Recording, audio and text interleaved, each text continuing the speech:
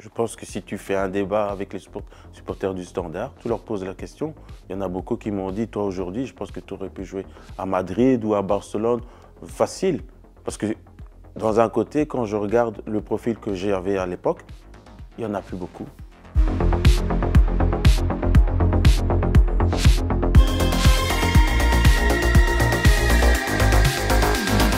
Salut tout le monde, vous regardez Le Noyau Dur, l'émission de passionnés pour des acharnés, l'émission 100% radicale, l'émission 100% football. On vous propose une interview exclusive d'un ancien Diable Rouge, un attaquant emblématique de l'équipe belge, c'est Emile Mpenza, qui nous parle forcément de son histoire avec l'équipe nationale, mais qui nous parle aussi des Diables Rouges et de l'Euro.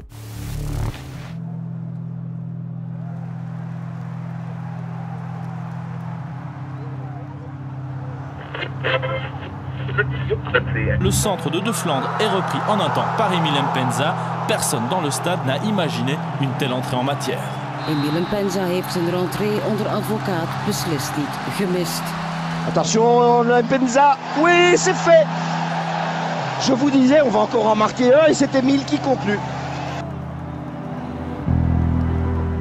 Une fierté, surtout une fierté pour mes parents parce que ils ont été venus du Congo en exil. Mon père est venu pour étudier en pharmaceutique et il a réussi son diplôme. Donc pour moi, ça a été une fierté. Je n'ai pas réussi, par exemple, les diplômes que mon père a fait, mais j'ai réussi pour l'honneur quand il est venu et nous, on est venus ici dans un pays qui n'est pas le nôtre. Et malgré ça, on s'est adapté. Et on s'est bien adapté dans le sport. On a peut-être été sauvés grâce au sport. On aurait pu être des gens peut-être qui auraient été dans la rue et qui auraient fait des choses pas bien. Et grâce à ça, ils ont été fiers, on a su faire quelque chose de beau. Comme je suis né ici et je me suis dit, je pense que je suis belge, donc j'ai dû m'adapter et apprendre les cultures et la vie de ce pays. Donc pour moi, c'était normal.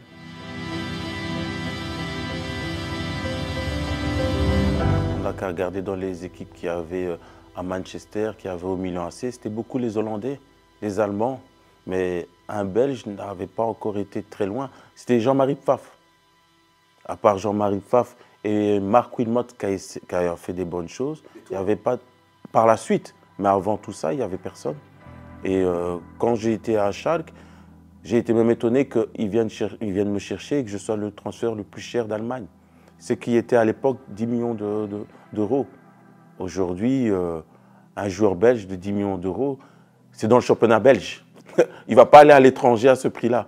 Donc tu vois, tout a changé en fait, tout a changé. Et un joueur belge aujourd'hui, il vaut 4-5 fois plus le transfert que j'ai fait. Et il y en a dans tous les championnats maintenant des joueurs belges. Donc ça a tellement changé que, oui, ça a été vraiment quelque chose qu'il n'y avait pas à l'époque. Je pense que si tu fais un débat avec les supporters du Standard, tu leur poses la question.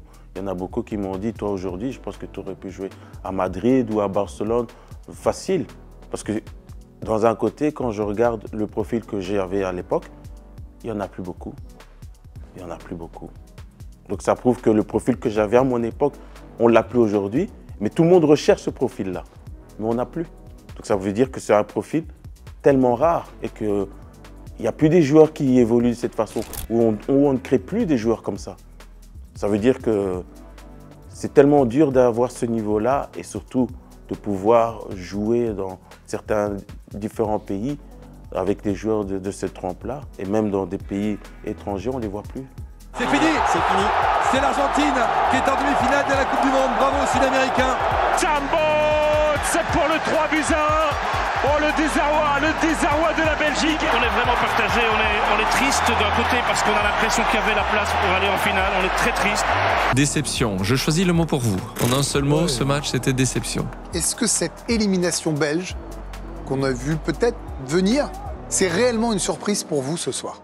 Peut-être qu'on a donné trop d'importance à ça et on a oublié de leur dire que, attention, il faut aussi savoir gérer cette pression-là.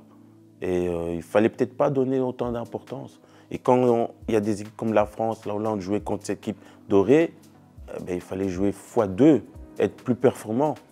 Pas être, on va dire, avoir la possession de ballon.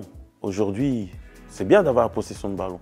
Moi, je préfère laisser les jouer une équipe adverse, avoir la possession de ballon. Moi, j'ai 20%, et dans les 20%, on gagne 2-0. On a fait notre match. Et ça, on ne l'a pas expliqué, je pense, à ce moment-là, que c'était le plus important, c'était de marquer.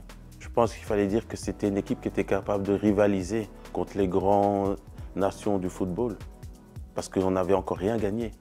Et ces nations-là, ils ont déjà gagné. Donc, ils avaient l'expérience que l'équipe dorée n'avait pas.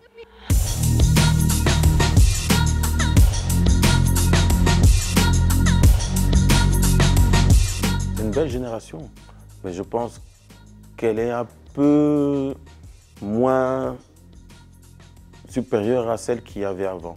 Ils doivent peut-être maintenant avoir encore 2-3 éléments en plus, mais il y a quand même une relève. Parce que quand on regarde la France, quand on regarde l'Angleterre, ils sont aussi là. Donc vous allez voir, ça va être encore un Euro où il n'y aura pas des petites équipes, toutes les équipes qui vont être là, elles ne sont pas là parce qu'elles sont là par hasard. Et il y aura des surprises. Parce qu'aujourd'hui, les grandes nations, l'Allemagne et le reste, ils sont durs, ils ont dur. L'Italie a difficile aussi à se qualifier. Donc ça veut dire que ça va être un Euro où tous les enjeux vont être différents. Je pense que pour les parieurs de match, ce ne sera plus des matchs logiques. Il faudra faire attention. La France, l'Espagne, ça reste des favoris. La Belgique, je laisse les matchs après match. Après, on verra. Elles seront capables de faire un bel Euro. On joue à côté, en Allemagne. Tout est possible. Mais toujours, c'est le premier match qui va nous dire est-ce qu'ils sont prêts ou pas prêts. C'est l'expérience qui va jouer. Hein. Ça c'est primordial. Tu peux avoir les meilleurs joueurs jeunes. Une telle compétition, c'est leur première. Et ça va jouer sur quelques détails. Et c'est peut-être ces détails-là que l'expérience va jouer. Faites-vous plaisir. Parce que c'est peut-être la première et la dernière que vous allez faire. On ne sait jamais qu'est-ce qui se passe dans une carrière. On peut être jeune et peut-être avoir des problèmes dans la suite de sa carrière. Donc faites ce moment-là comme un moment unique pour vous. Et surtout, jouez sans avoir peur. Parce que quand on prend du plaisir, tous les gestes deviennent plus fluides et plus faciles.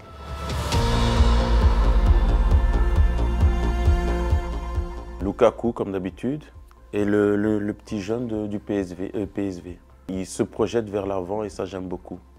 C'est un style de jeu qu'on ne voit pas chez beaucoup de joueurs. C'est un petit peu comme Eden Hazard faisait, mais plus sur le côté.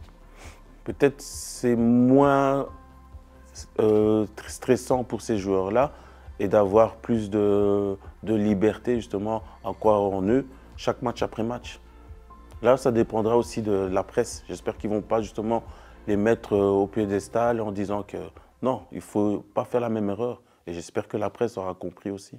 Vous venez de regarder Le Noyau Dur, émission spéciale avec Émile Mpenza. Merci de nous avoir suivis et comme je le dis à chaque émission, continuez à nous laisser des messages, à nous regarder sur les différents réseaux sociaux. On est présent partout, donc un petit commentaire, un petit pouce, ça nous ferait extrêmement plaisir. Vous pouvez aussi nous écouter, on est en podcast sur Spotify et sur Apple Podcast, donc n'hésitez pas à nous laisser aussi des étoiles, c'est très important pour le référencement, c'est important pour nous. Et je vous remercie à chaque émission de nous suivre parce que vous êtes de plus en plus nombreux à suivre la communauté de Noyau Dur. Donc je vous donne rendez-vous dans une prochaine émission où on parle comme d'habitude du sport qu'on aime tant, le football. Ciao, ciao!